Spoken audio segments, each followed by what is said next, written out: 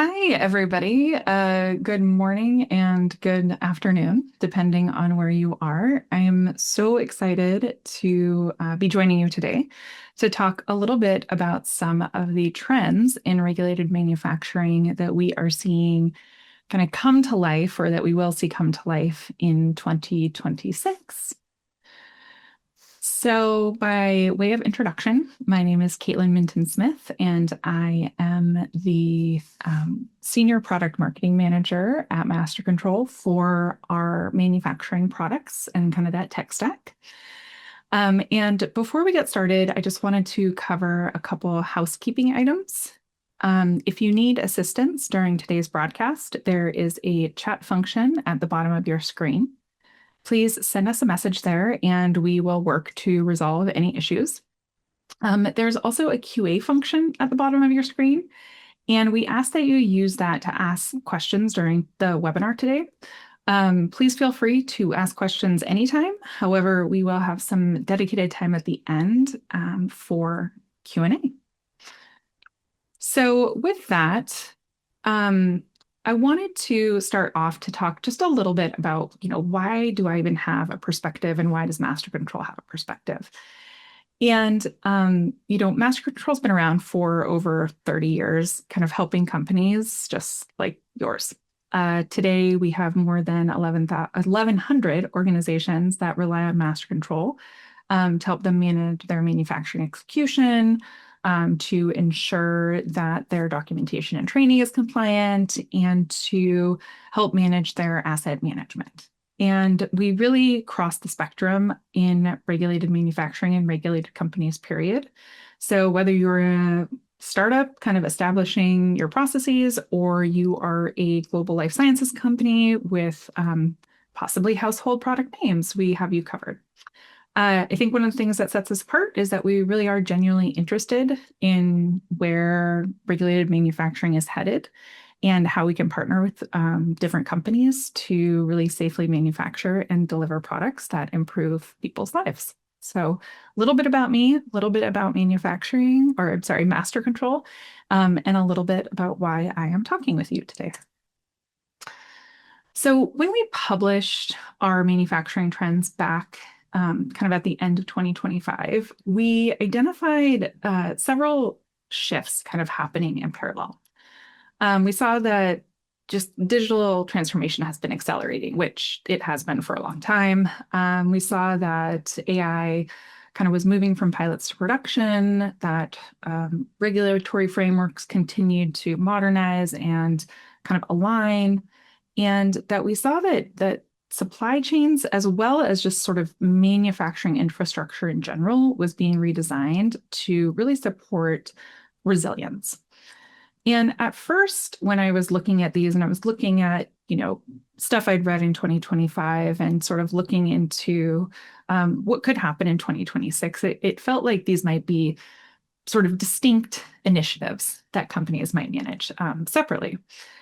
But as I dove in, what became really clear, and I'm actually seeing this reflected back now over the past couple of months, which is great, is that these forces aren't operating in parallel. They're really kind of starting to collide, and that collision point is creating something that we haven't seen a lot of before.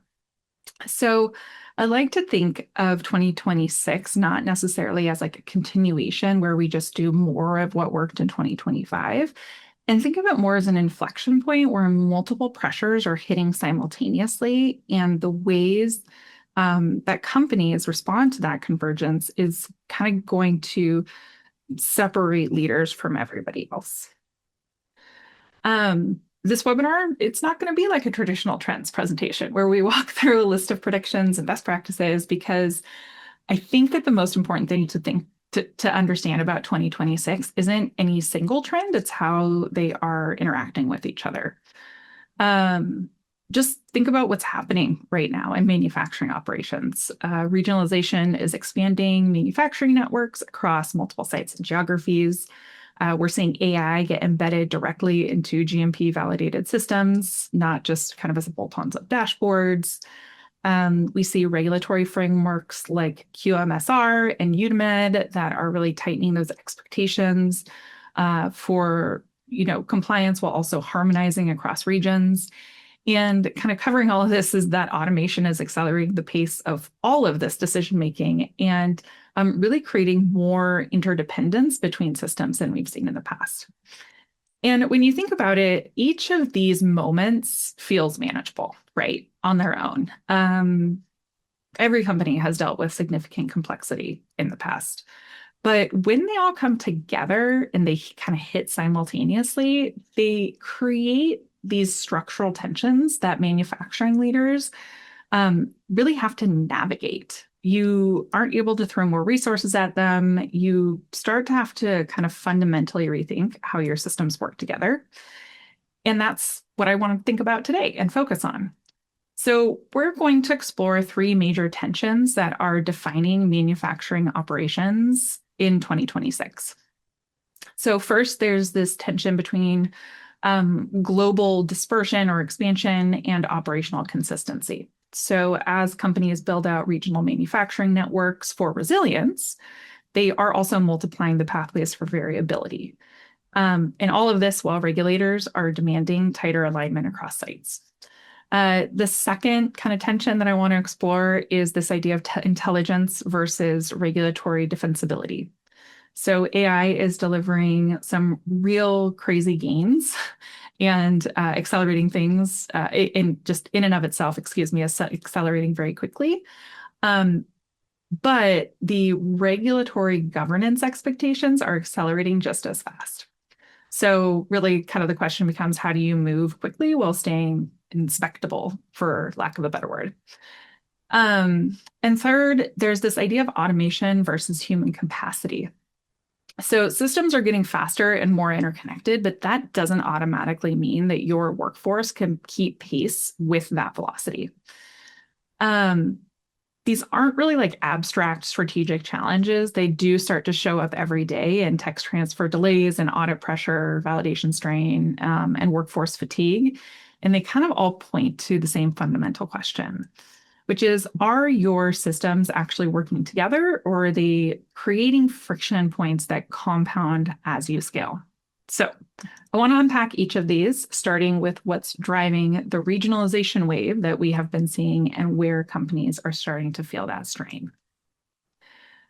So I want to start off by painting a picture of what we see happening in manufacturing networks right now.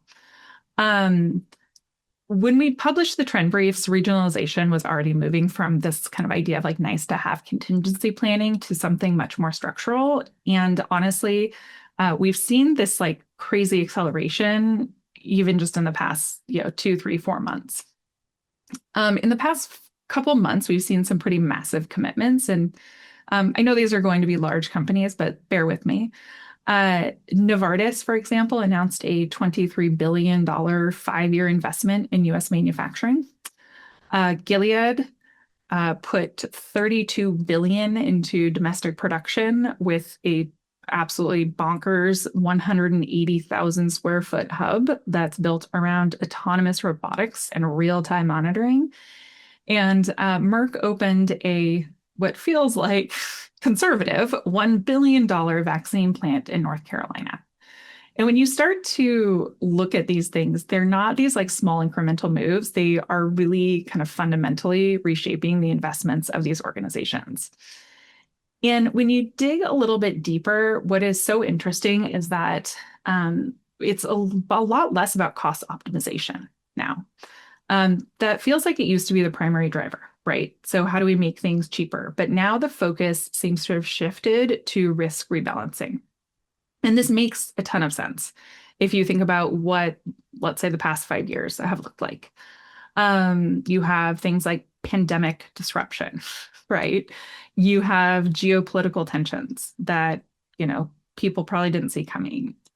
You saw export controls appear almost overnight. And really logistics chains that were completely unstable. And the list goes on and on and on. But what became really clear is that during kind of this chaos, that the globally optimized supply chains everyone spent years building, they were very efficient, but they turned out to be a bit fragile. And we see the data backing this up in the real world. In 2024, there were 137 US drug shortages. And that to me is a clear symptom, of systems that were optimized for cost, but not necessarily for resilience. We saw governments respond because they realized access to medicines and medical devices isn't just like a healthcare policy, it's national infrastructure.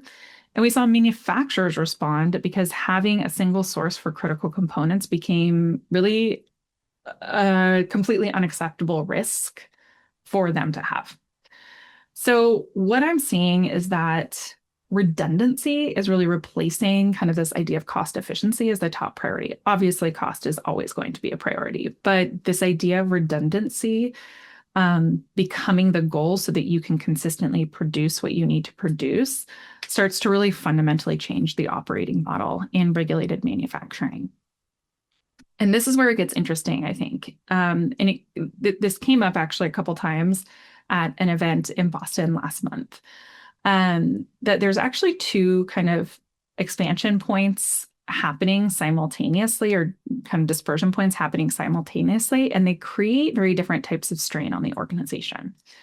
So the first is physical site expansion. We are seeing manufacturers build new regional facilities. We are seeing them duplicating their production environments. We're seeing them running parallel validation activities. And this is really multiplying their tech transfer cycles and increasing their validation workload. The second, and we just touched on this a little bit, is this idea of supplier diversification.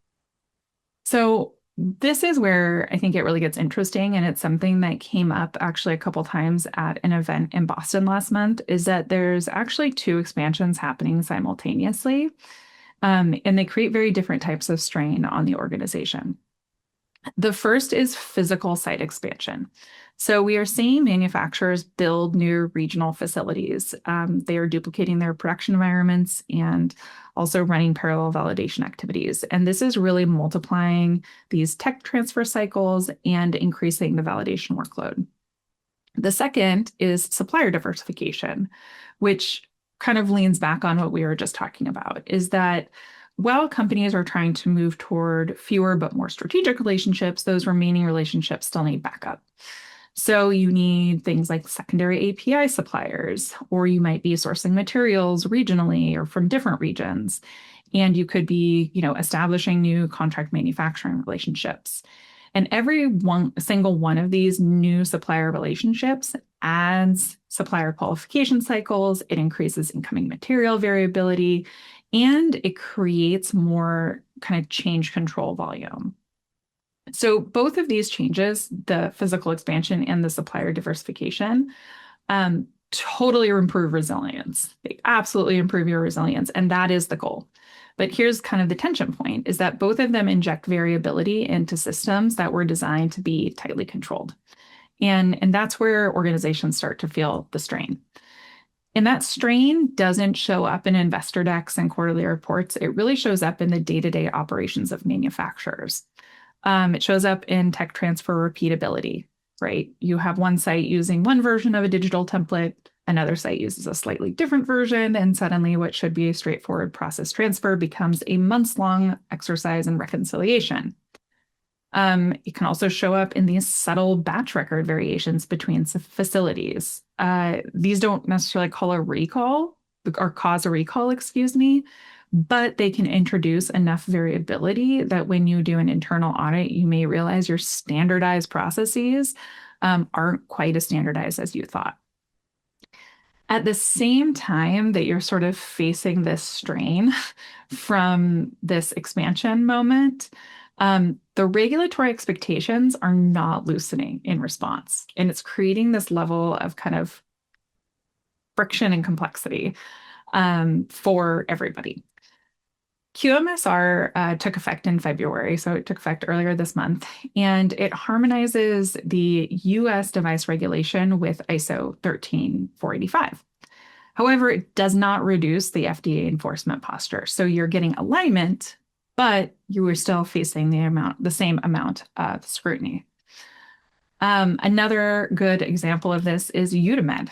It is fundamentally changing how device manufacturers operate in Europe. Every device now needs complete traceability from component to patient across all member states. So if you are manufacturing the same device in Germany and Ireland, the data has to align perfectly because EUDAMED sees it as one system, not two separate facilities. And that level of cross-border transparency and traceability is really something that the industry has not seen before. Taken all together, the regulatory signals are really, really clear that as your networks expand, regulators expect cross-site consistency, not site-by-site interpretation, and certainly not excuses like, we do it differently at our Singapore facility because. So what manufacturers are seeing or are feeling is just kind of being squeezed from both sides. Expansion is creating variabilities, while regulatory convergence is increasing visibility and enforcement expectations. The companies that are navigating this well are doing something different. They are certainly not slowing down. The market would not tolerate that, but they are controlling variability before it compounds. They are standardizing digitally before they scale physically. In practical terms, that means they're harmonizing master data before launching a new site versus after. They are standardizing batch templates before they duplicate production. They are integrating supplier quality visibility directly into manufacturing workflows so that information isn't trapped in separate systems. Because here's what we see over and over again as a kind of software systems provider is that if your digital systems differ across sites, expansion multiplies those inconsistencies faster than you can govern them. Resilience without standardization becomes operational drag. Resilience without digital integration becomes validation friction. And today, resilience is no longer just about diversity. It's really about having digital systems that work together seamlessly across all of that diversity. So across all of your suppliers or across all of your sites. So if this idea of expansion, dispersion is increasing kind of the feelings of system interdependence, if you will, the next logical question becomes what happens when we start layering in intelligence? Because that is what is happening. AI is the buzzword du jour, and it is not going anywhere. What we're seeing in regulated manufacturing is not just expanded networks. We're seeing AI start to be embedded into regulated production environments. And that introduces a new type of tension, this idea of intelligence versus regulatory defensibility. And I want to be really clear, is that AI is no longer experimental. It's moved onto the shop floor. It's been on the shop floor, and it is accelerating how deeply it has its hooks in every facet of manufacturing. Some of the ways that we're seeing it really come to life is in visual inspection systems for medical devices, in yield optimization, in pharma production, and in predictive maintenance across, really asset-intensive facilities. And the performance impact is genuinely significant.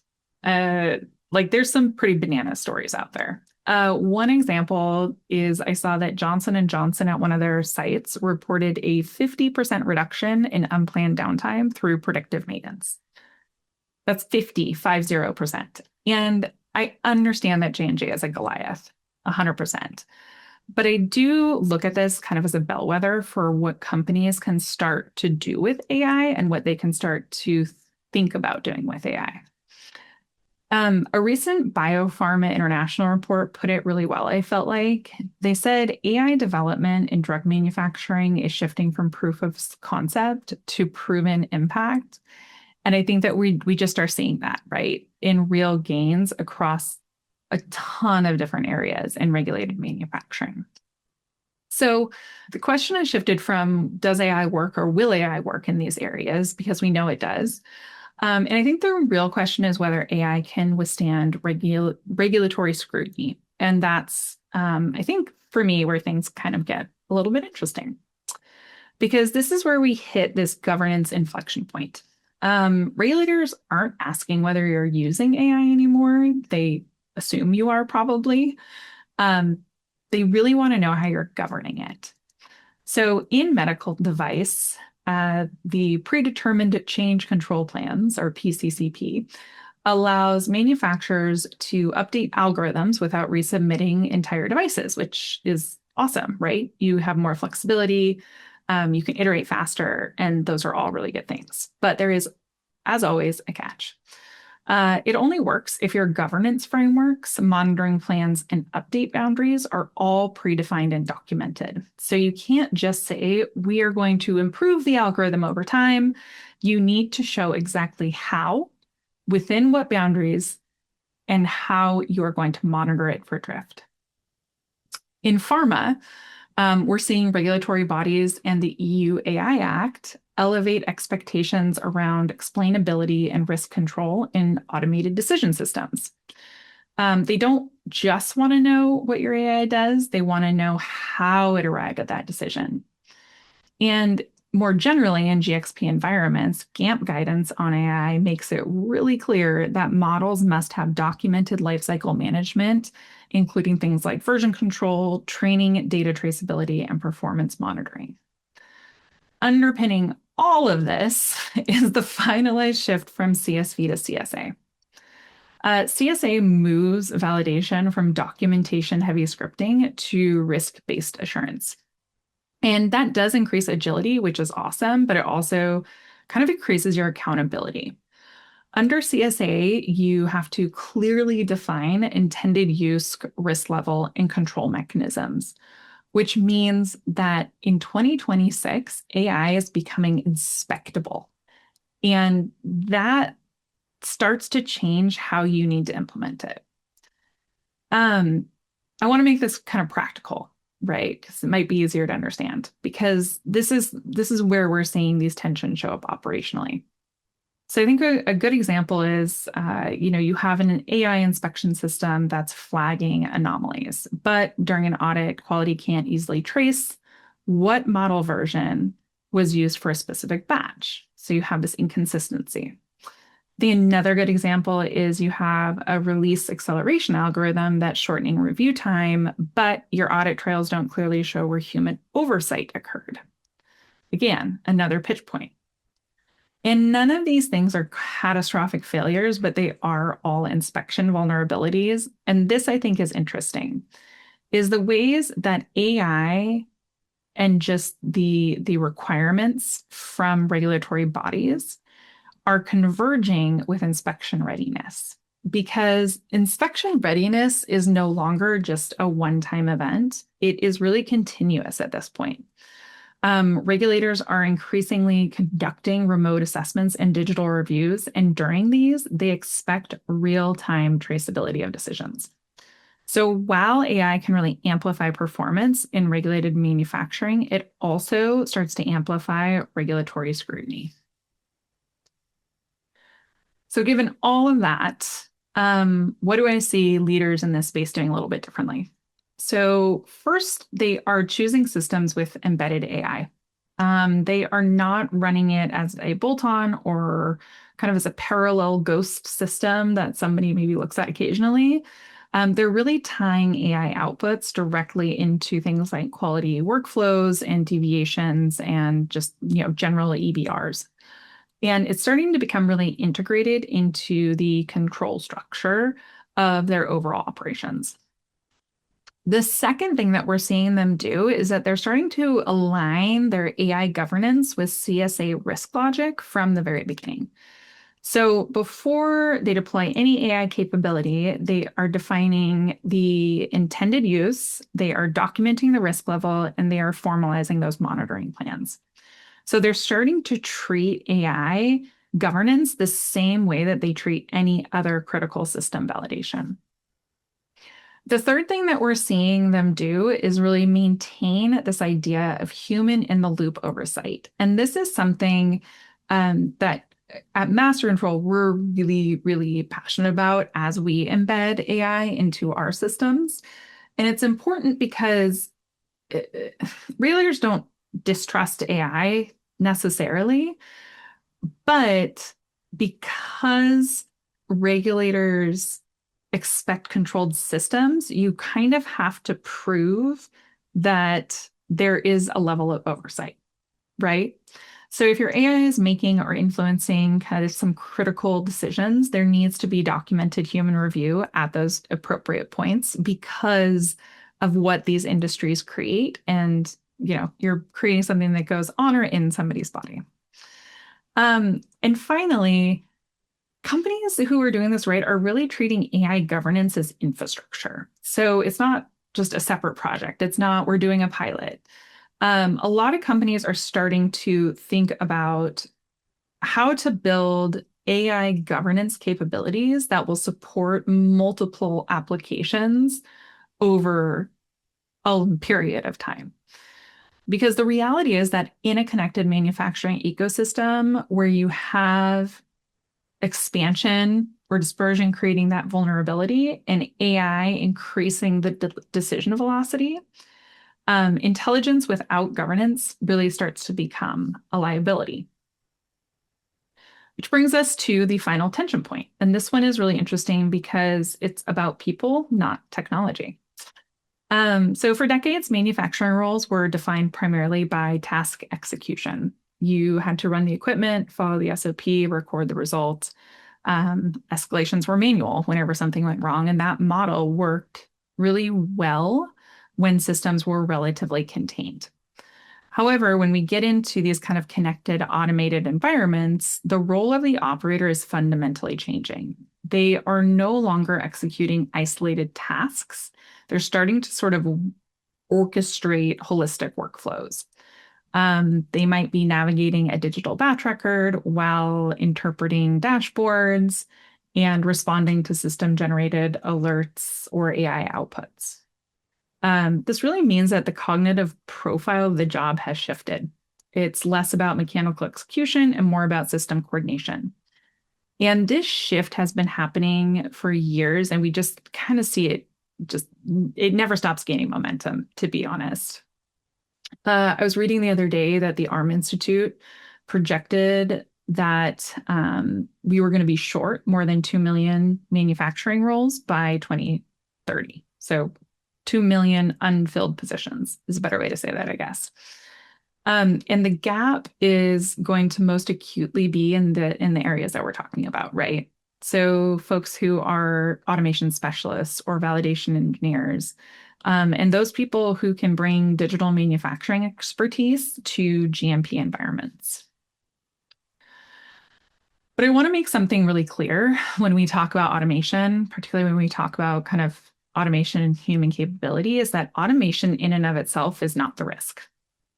Automation drives consistency. It reduces it reduces variability and can increase throughput. And those are all really good things when you're thinking about a manufacturer.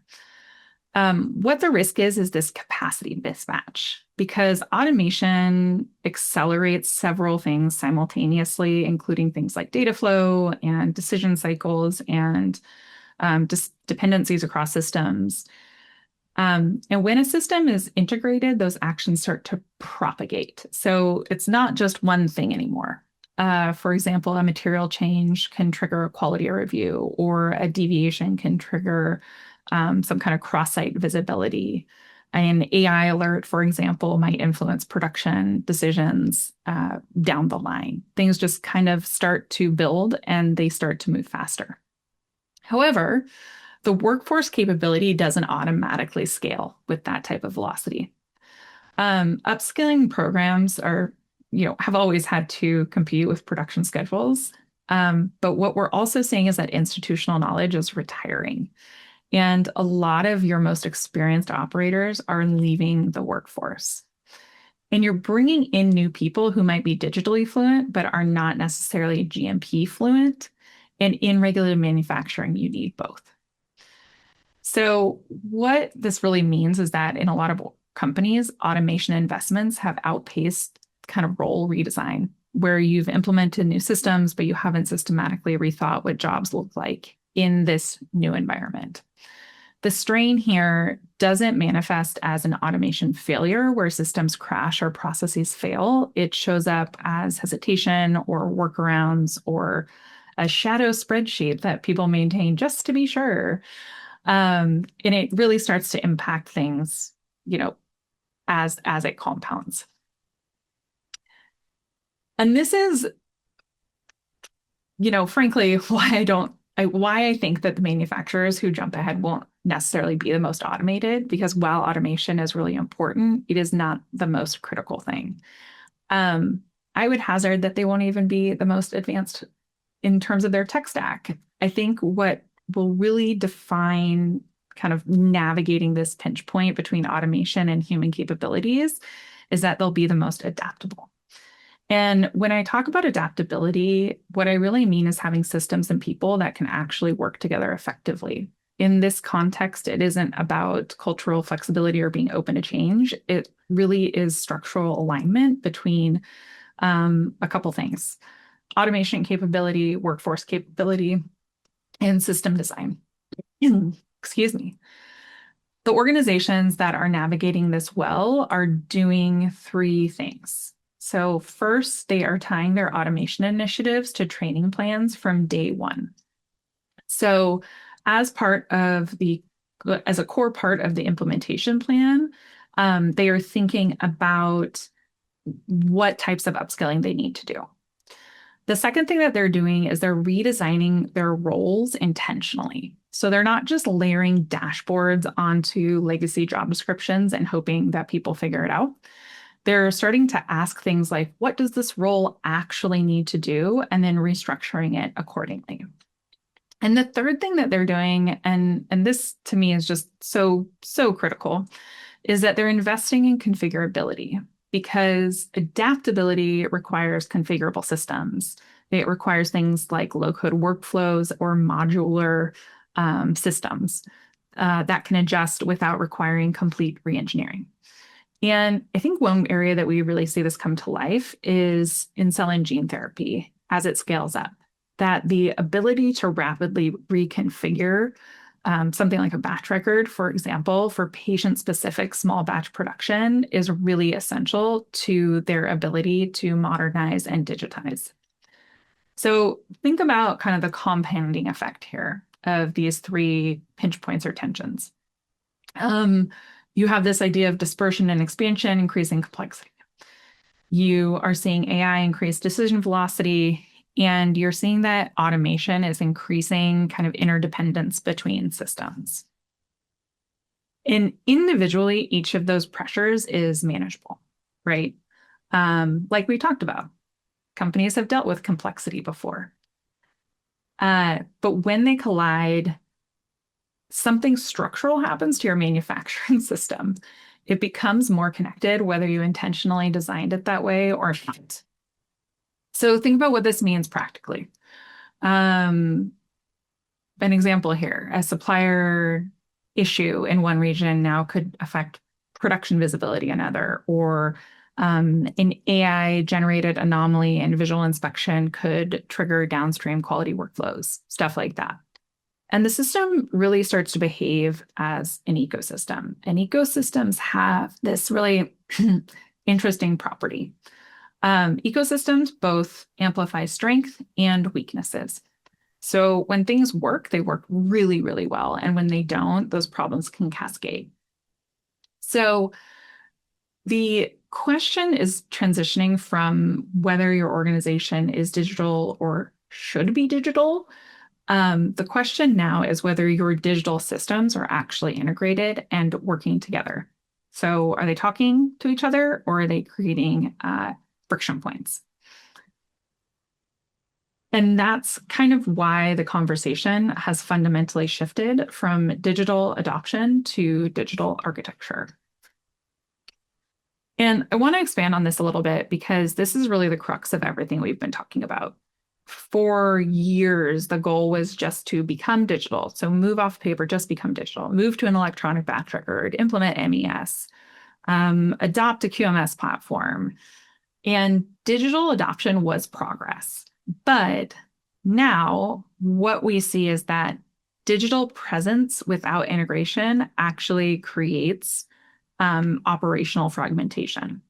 Because in a dispersed, AI-enabled, automated environment, those disconnected systems don't just create inefficiency, they actually start to amplify your risk. So the conversation, as I said, has fundamentally shifted from this idea of, are we digital, to are our systems actively working together seamlessly? And that's not just like a semantic change, it really encapsulates a different strategic question. So what's driving this? And it's really coming from two directions, and word of the day, they're converging. On the regulatory side, you have things like QMSR harmonization, increasing alignment expectations in medical device. You have UDI and EUDAMED elevating traceability and transparency requirements. You have things like real-time release expectations in pharma, pushing toward more structured, reliable data flows. And on the operational side, you have multi-site manufacturing, increasing coordination load, text transfer velocity, increasing validation strain, and exception handling at scale that requires visibility across functions and sites. And these forces are converging and both are demanding structural connectivity. Industry frameworks like Pharma 4.0 explicitly call for horizontal integration across IT and operational systems. And I think that what we see from a regulatory perspective and from an industry perspective is a really, really clear message that disconnected ecosystems just aren't viable any longer. To really drive this home, I want to share some of these examples that we hear from our customers about what disconnected manufacturing really looks like. So when you have digital but disconnected manufacturing, you can experience manual batch review delays, or manual batch, excuse me, you could experience review delays due to manual batch reviews. Because production data and quality review data aren't aligned. So somebody has to export it from one system, import it to another, reconcile, manually those discrepancies, things like that. You might see supplier issues that are logged in your supplier management system, but they aren't visible in real-time production planning. So you could be scheduling production for a material that's on quality hold. Validation efforts can be duplicated across sites because master data and templates aren't harmonized. So each site is essentially doing their own thing versus using the idea of coming together and learning from one another. And none of these are dramatic failures. None of them will show up on FDA 483 by themselves, but together they create this consistent operational drag. And that drag starts to compound when you have an interconnected system. Something like a manual batch review delaying release. A manual batch review delaying release isn't just an inconvenience, it's working capital tied up. Something like asset failure not linked to a deviation isn't just a misconnection, it's reactive instead of proactive quality management. So what we see is that disconnection doesn't just slow you down, it really compounds cost and risk every time you make a move or you scale. And here's the interesting thing about companies that are getting this right. None of these capabilities exist in isolation anymore, right? We're talking about convergence, we're talking about these inflection points, and we see it everywhere. You can't bolt AI onto fragmented data and expect meaningful results. You can't scale regional manufacturing with inconsistent systems and maintain your product quality. You can't build useful digital twins on spreadsheets or disconnected databases. So when systems are intentionally connected, it's what we like to think of as a digital thread, something fundamentally different happens. Predictive AI becomes traceable and governed, not just a dashboard. That regional resilience becomes coordinated instead of fragmented. Quality becomes closed loop, and digital twins become meaningful because data actually flows across the life cycle. The idea of a digital thread isn't a dashboard. It's not a reporting layer. It's really about architecture. It's the connective tissue between all of your systems, whether they be in manufacturing, quality, supplier, asset management, wherever they sit across your organization. And this brings me to something that we emphasized in our trend briefs that I want to just sort of press on, because it is so critical, is that data governance has to come before AI. The sequence matters enormously, right? You should have that data harmonization, then connectivity, then AI, not the other way around, because AI is only as valuable as the data it learns from and the system it operates inside of. You can have the most sophisticated algorithms in the world, but if they're pulling from inconsistent data sources or operating in disconnected systems, they are never going to deliver reliable results. The entire concept of a digital thread and the idea of interconnectivity is the foundation that everything else builds on top of. So let me bring this all together. The manufacturers who win in 2026 are not going to be the most automated. They are not going to be the fastest to deploy AI, and they may not even be the most geographically diversified. But they are going to be the ones whose systems work together seamlessly, because in a system where dispersion, intelligence, and automation are all accelerating simultaneously, having everything integrated and working together is the only scalable control mechanism. When your systems are integrated and aligned, complexity becomes manageable, and when they're not, complexity becomes exponential. That operational integration, the ability really to have everything working in concert rather than conflict, is the true differentiator between the manufacturers who lead and those who are going to fall behind. I am going to close out of the presentation. Well, not close out of it, but that kind of brings me to the end of the trends topics and kind of looking at it through this different lens of tensions. And I wanted to give everybody an opportunity to take a quick poll. I would love to know from you kind of which tension you think will impact your operations the most in 2026, right? Is it regional complexity or your expansion goals? Is it AI kind of coming on the scene or workforce capability? So I will pause here for just, maybe 15 seconds or so and let you guys take this poll.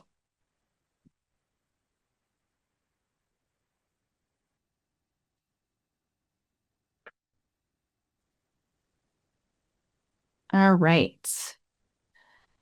So, as I mentioned, we do have a couple of trend briefs that we have put together that are published. So I'm going to leave this up while we do a little bit of Q&A so that you can scan these and can dive a little bit deeper into some of the things that we talked about today. And I would say probably a little bit more of a traditional kind of trend brief format. But with that said, I did want to take a couple questions from the audience. So I am going to start with this one. So at what point in a site build process should we be standardizing our digital systems? Should it be during the design phase, or can we wait until we're closer to validation? It's a good question, and I'm not going to pretend that I am a site build expert. However, I think we talked about this a little bit about that kind of harmonization of master data and batch kind of template management and how critical that is, and that you really want that to be the beginning of what you do, right? That data harmonization. So while you were in that design phase, I would say is when you want to start building those capabilities out.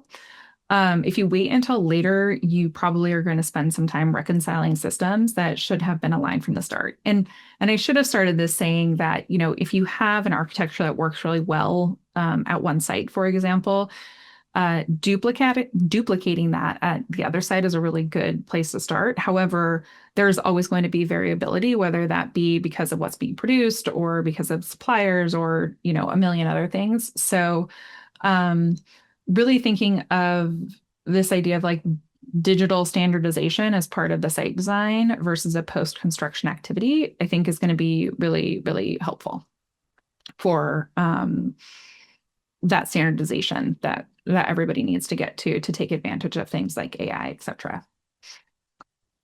The next question that I'm seeing is our exec team is asking for the business case on connected systems versus our current best of breed approach. Right now, what we have works, they just don't talk to each other. Okay. It's a really good question because it comes up a lot. I have to say that it's not always about rip and replace. It's about understanding where you can create connectivity between the systems that maybe you already have, especially if they're digital. A lot of our customers take a best of breed approach, right? The more crucial part is making sure that each of those partners or each of those systems can be connected to one another and that information can flow seamlessly across systems. In reality, most of you probably have digital systems, right? And you're not going to rip them out just because that's very, very disruptive. But if you have systems that are digital and you can figure out, how to help them exchange information, which there's so many different ways to do that, you can really start to establish this network. You can really start to compile information in your single, wherever you have your single source of truth. And you're going to, see benefits out of that. Things like batch release acceleration or audit efficiency is just because you have this information exchange. So for me, it's less about building a business case on like connected systems that would require you to completely tear out everything that you already have, and more about how do you build connectivity between the systems that you have already, identifying gaps where maybe you still have paper processes that could be digitized, and what's the roadmap to do that, and then defining those connection points so that you have that transparency and that kind of line of data all the way across. And again, that's really going to help with being able to take advantage of things like AI. The next question that I'm seeing is that there is a lot of talk about digitally fluent workforce, but our operators have been here for decades doing manual batch records. How have you seen others navigate this? First and foremost, and this is totally a cop-out, but it really depends on the person, right? So some people are going to be more apt to embrace a digital tool or a shift than others. And that's just the nature of the game. But realistically, I think it comes down to two really important things. So the first one is choosing the right vendor. And if you've ever seen me on a webinar, I talk about this a lot. Is choosing the right vendor, the right partner who can enable you to really have configurability and design your templates in such a way that can mimic, in a lot of ways, what your operators are used to seeing in their sort of paper or disconnected environments. And we see that when companies are unable to do that, they really speed up their adoption of a digital system. And this doesn't mean like paper on glass. This really means, the inputs and where signatures are and things like that sort of remain the same, but you still get all of that goodness that you get from digitizing, and you get all that goodness of just kind of best practices and stuff like that. The second thing I think about kind of crafting a digitally fluent workforce or transitioning into it is this idea of ongoing education and training. So you'll always have this initial burst training at the beginning of any project, but evolving from that and using kind of train the trainer models, which allows experienced operators to teach newer operators.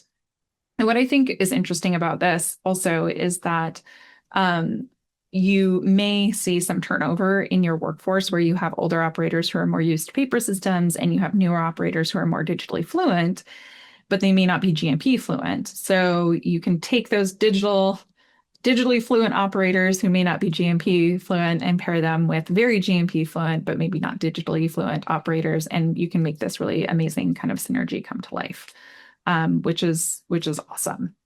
And I know that I said that there were kind of two important things, but the other thing that I think is really important when you are talking about transitioning, especially if you're talking about transitioning out of a paper system, is to build redundancy into your transition. And we see a lot of clients do this, where they run what we call a parallel pilot, which is basically running in parallel systems for a couple months so that people have a safety net and they have this time to kind of transition to a new way of working without feeling like, one day they were writing with a pen and paper or pencil and paper, and the next they have to use a tablet. So those are a couple ways that I think, not only can you build digital fluency within the operators who've been there for a really long time and maybe are not as digitally fluent out of the box, as well as kind of cross-pollinate that GMP fluency into younger workforce who might come in more digitally fluent. With that, we are actually out of time. And I just wanted to thank everybody for joining me today. And hopefully you learned a little bit about what we're seeing in the market and where some of these things are converging, how that's really coming to look like tension points or pinch points, and how you could resolve some of those and how we're seeing people resolve some of those in the market. So I hope to see you again soon and have a wonderful day.